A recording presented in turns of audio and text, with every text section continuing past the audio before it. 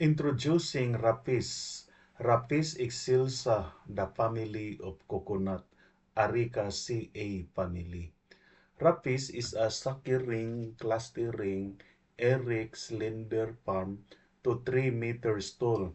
Stem is cane-like to 4 centimeters in diameter, densely matted with black coarse fiber. Leaves are palmately divided into linear segments appearing like a dissected fan. The petiole is 25 centimeters or more, stiff or arching, and is smooth. The male and female flowers are on separate plants in short branches. Rapis is native to southern China. It was introduced to the Philippines in the early 1900s.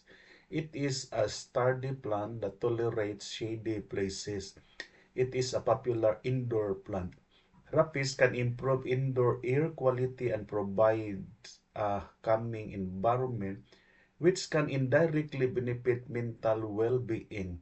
It can help reduce stress and increase productivity by creating a more pleasant atmosphere.